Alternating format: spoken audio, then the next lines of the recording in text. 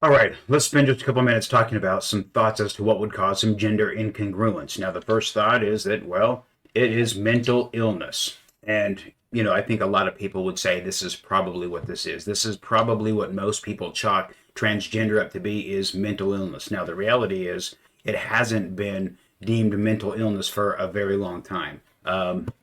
So, and it's interesting because why would having this temperament, connecting with this world, why would that be considered a mental illness? Now, even though it's not considered mental illness, I think that it would be unsafe or unwise to just assume that your trans person is mentally stable and healthy. It is very, very difficult to be mentally healthy and socially rejected at the same time. And we talked earlier about the studies that show that the brain handles social rejection the same way it handles chronic pain. So I think that it would be wise to really dig into your people and figure out where they are mentally and, see what support looks like for them based on how they feel with their social acceptance or social rejection. Okay, next, social contagion. Let's talk about social contagion. Now, there are some examples of social contagion that they brought up. In fact, they showed this girl who was an ally to the community, who just felt very connected, who loved the energy, loved the camaraderie, and thought, well, gosh, this is so natural and comfortable to be around, and that maybe that means that I'm transgender. So she transitioned for a short period of time, and just realized that living incongruent with what was right for her, it wasn't a good fit. So now they got her on stage, saying, look, don't believe your kids when they say they're trans because I said I was trans and I really wasn't. So this is an example of somebody who needed to go that direction for some period of time to prove to themselves whatever or to feel whatever. However, when it wasn't the right fit, she came back, and now all of a sudden, because it wasn't the right fit for her and she chose to do it, that it must not be right for everybody else. So that was really kind of a weird deal, but that is absolutely a reality. Now there was also another example, an article from the Daily Wire, and it was a girl from California who said that she was so lonely and she needed attention.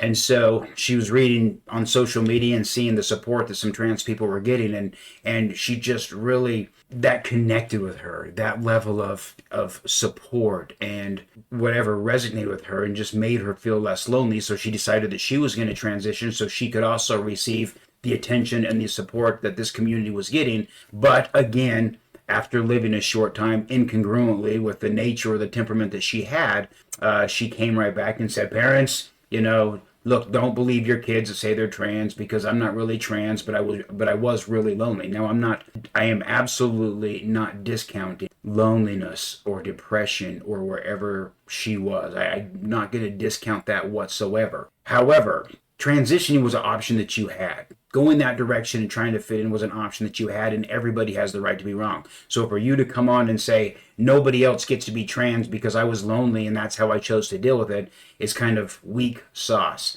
And for the Daily Wire to pick that up as some legitimate evidence that transgender is not a thing because there was somebody that was really lonely and needed attention, that's kind of weird. The question is, so both of these two girls, are they the girls that don't deserve support at church? Are they the ones that we need to turn on because, they had needs that they dealt with that way and they decided that, that really wasn't the solution, so they came back? Do they deserve support from the church, or is that when we reject them as well? I don't really know. Let's keep going. How about this? Response to trauma.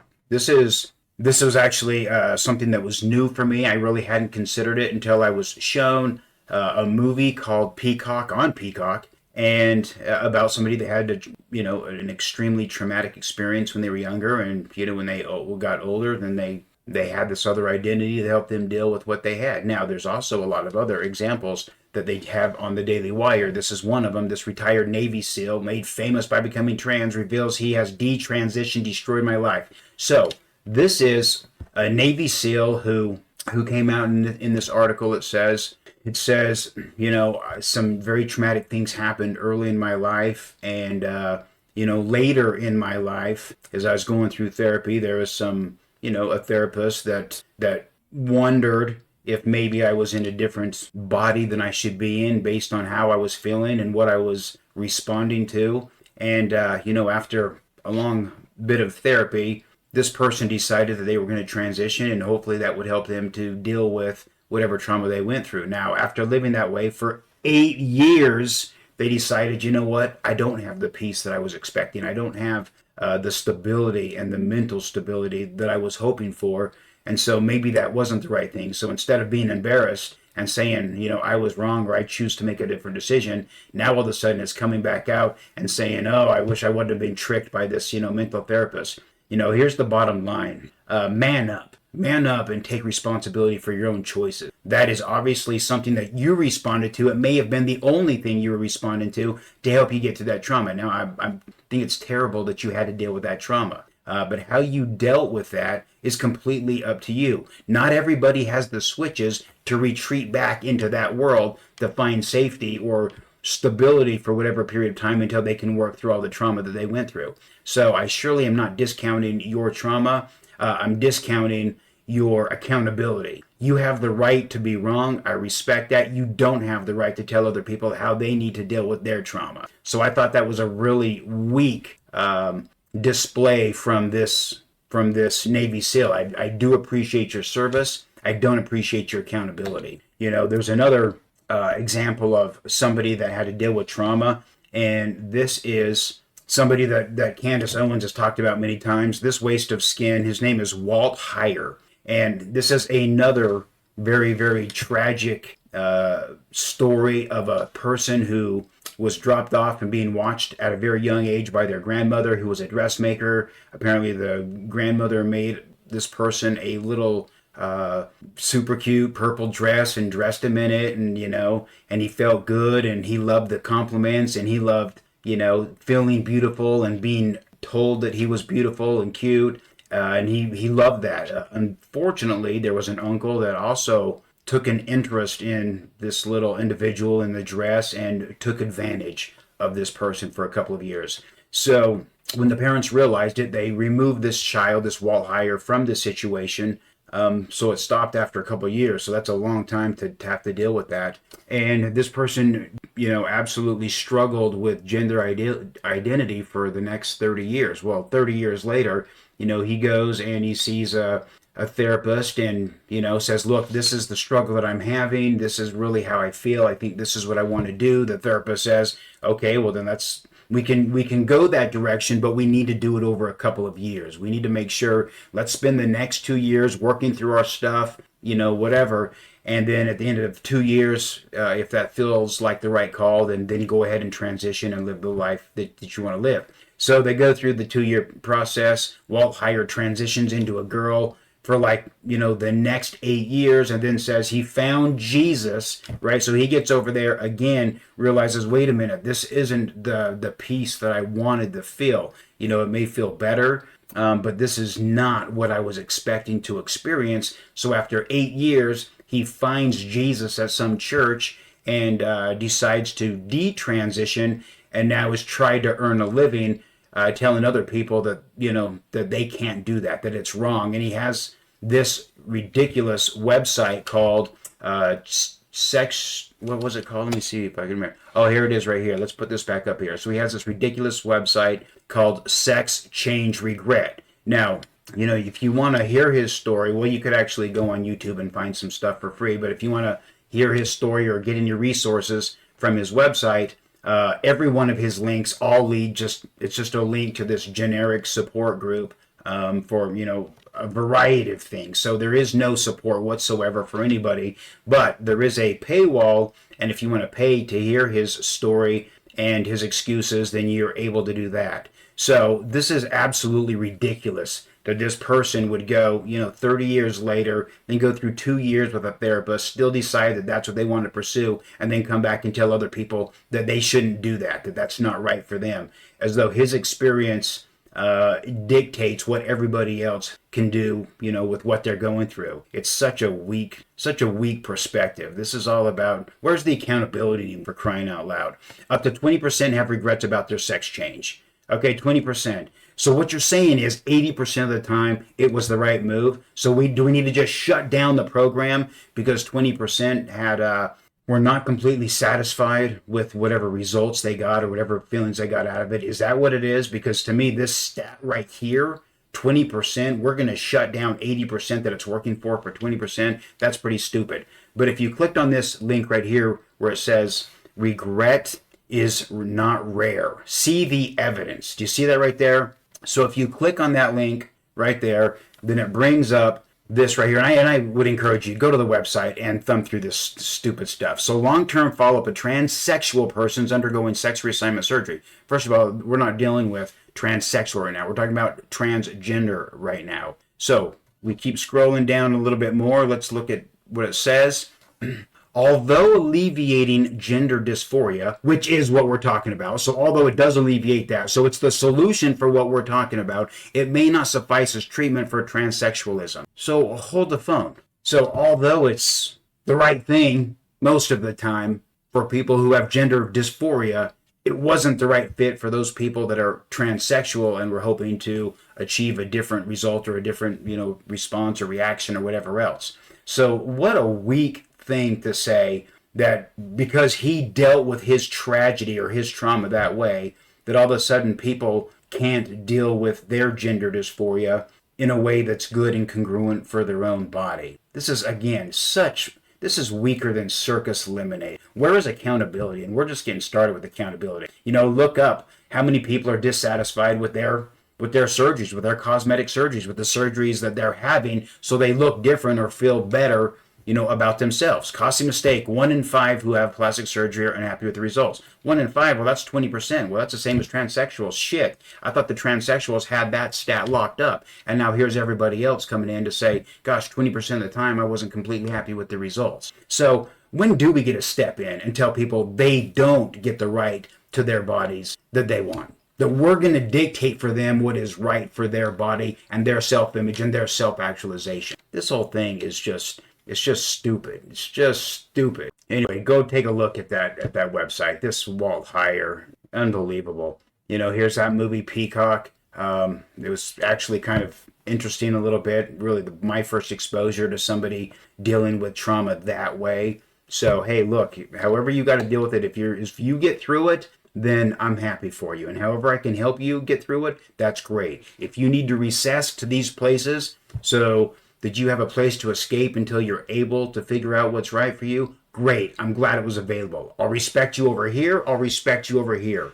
I don't know what support looks like, but if you'll help me know, then I'm happy to do that for you. But, I surely would never interfere with how you deal with that because I'm not willing to take responsibility for how you deal with that. I'm not willing to take accountability for how you deal with that. But you have to take responsibility and accountability for however you choose to deal with that. So quit talking about stripping somebody's freedoms because somebody else simply doesn't want to be accountable for their own effing choices. Now, let's go to this one right here. Learned, nurture versus nature. This is such a difficult deal because, all this grooming talk, Matt proved several different ways that it can't be taught.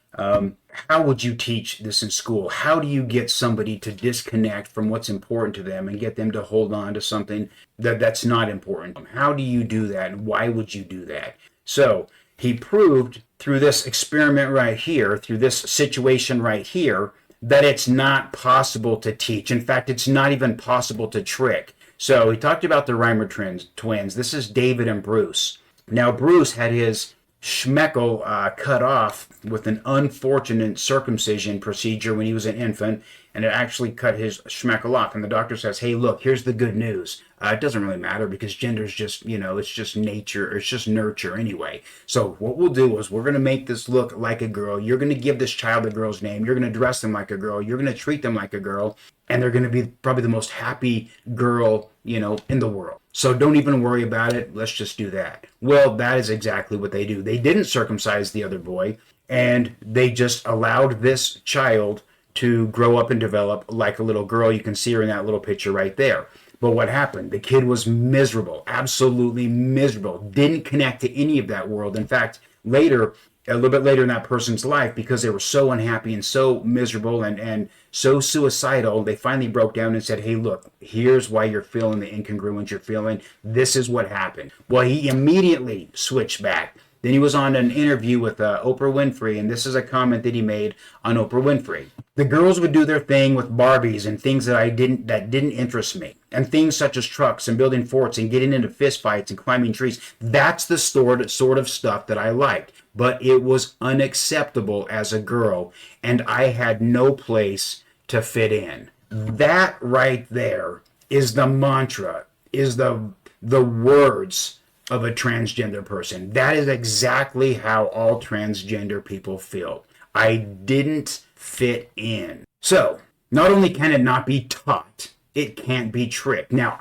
I might be wrong, but we'll know if I'm wrong if there's a walrus outbreak, because Matt, wrote his little book about becoming a walrus. So, if identity is really easy to teach, especially through books, then if there's a walrus outbreak, then we'll know that it's, probably more probable to get somebody to change their identity through education than we thought. So I guess we're just going to have to wait for that social experiment that Matt presented us with. But that's crazy. It can't be tricked. It can't be taught. It can't be shamed. That's not the way that this deal works. So if you want to tell me that this thing can be taught in schools, then you're going to have to show me where it's being taught and how it's being taught and how it's being received. Not just grooming. That's not going to work. Now, there's also the thought that there's, genetic abnormalities, and they say evidence for that, is just the chromosome combinations, and the chromosomes are deteriorating. In fact, there are actually scientists that are working to figure out why the Y chromosome, which is the male chromosome, is deteriorating. So the X chromosome has over 900 genes in it. The Y chromosome now is down to about I think 64 genes or something in there. 56 genes, I can't remember, but it's a very, very low number compared to the X gene. And so what they're saying is that it's actually somehow just degrading for whatever reason. And so now they got teams of scientists going, hey, what if this just keeps degrading? What does this mean to mankind? What does this mean to us genetically? And they're trying to figure that thing out. What is lost with all of that, those genes disappearing? I don't really know. How does that factor into transgender? I don't really know, but that is what's going on, and that's pretty interesting. Now, pollution or chemical. I'm not going to spend time in here, but apparently there's stuff in the water that are changing the fish into the other gender. I mean, here we got fish are turning into females, a phenomenon known as intersex, which doesn't exist in Matt's world, but it says researchers have found that evidence of intersex in 85% of smallmouth bass and 27% of largemouth bass tested in 19 national wildlife refuges. Now, what they're saying is that it's because of the chemicals in the water, and here's something else from National Geographic. You can go look that up and click on the sex-changing chemicals found in the Potomac River. Vaccinations, medications. This is here's one example here. There's, I think, a lot of different vaccinations or medicines that cause disruptions in different parts of the body and with the endocrine system. But this is one study that somebody gave me. DES. DES was medication that they gave to women from the 1940s through, the mid 1970s. Millions of women took this for everything. If you've had hard menstrual cycles, if you've had miscarriages before, there's just a variety of reasons why they gave this to women. And what they've found out is that 30% of the children that were born from the women who took this have some kind of gender identity disruption. And I'm not going to go through this here. I'll take this off. I'm just going to burn through this. If you want to stop it and read it, you're sure welcome to. I don't really care. All of these links worked when I first got this, and I don't think that many of these links work now.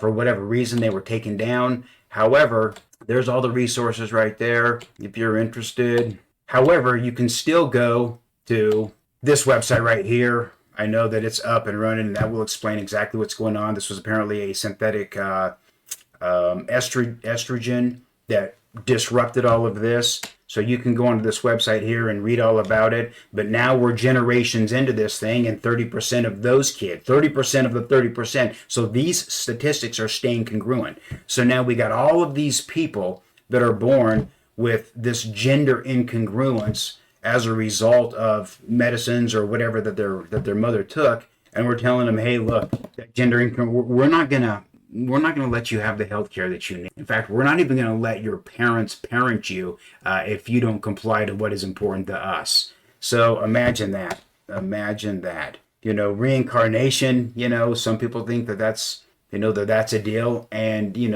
the truth is, and there are so many documentaries. I saw one that was very interesting. I believe it was on the not National Geographic. I can't remember where I saw this, but of all of these little kids that were talking about these experiences that they've been able to trace back and whatever else. I don't put a lot of weight into this, but there have been many, many times in my life, especially early on, where that was the only thing that made sense to me. I couldn't rationalize it any other way. I didn't know why I would have appetites for things I had never tasted. I didn't understand why this world would be so comfortable and so familiar to me when that's not a world that I had lived in yet. It's like I had all of these memories of experiences that never happened. So this is, for a hot minute, that was the only thing that could make sense to me. And at least if that were possible, then I wasn't crazy. So, I'm surely not going to discount that, that's for sure. A lot of people think that it's, this is sacred, and there's a lot of different cultures that, throughout history, that this is a very, very sacred thing, and people that can walk in those two worlds have special purposes, and they have, special perspectives, and they're given very specific roles in that society. So, some people think it's great, and then there's the evil part, and that's kind of where we are. At least that's where the hypocristians and the right wing is that it's just that choosing who you are and resonating, what is natural to you is just evil because they have some kind of expectation for you. It's too bad. I've been such a strong believer, or so religious, if you will, for so long. But it's just a tragedy that for a lot of people, Christianity right now a Christian can be defined as somebody who has a better understanding of what God wants for you than you. That's how you can define Christianity in so many circles. Somebody who has a better understanding of what God wants for you than you. Well, here's the thing. What you think God wants from me is none of my business. I would rather you just show me what God wants for you in the way that you treat me, in the way that you treat others. That would be enough for me. What you think God wants for me is truly none of my business, nor is it any of my interest. So, there's a few deals. Now, let's take all of those. It doesn't matter. Pick any of those. Which one of those things do you think doesn't deserve support? Is it the person that's going through some traumatic situation? Are they the ones that deserve to be ridiculed and shamed? Are they the ones? Or how about the lonely person? Is it the person that's lonely and depressed and sad and, wherever that takes you? Is that the person that doesn't deserve respect? Is it the person whose mother took some chemical that changed who they are or how they would feel or how they connect with? Are they the ones that are evil? Is that what it is? Which one of these do you feel is just really evil? I don't even know. I'm just so sick of even dealing with this stupid shit from you weak-minded people that are more interested in compliance than you are freedom. It's just unbelievable. Yeah, that's all I've got to say about that.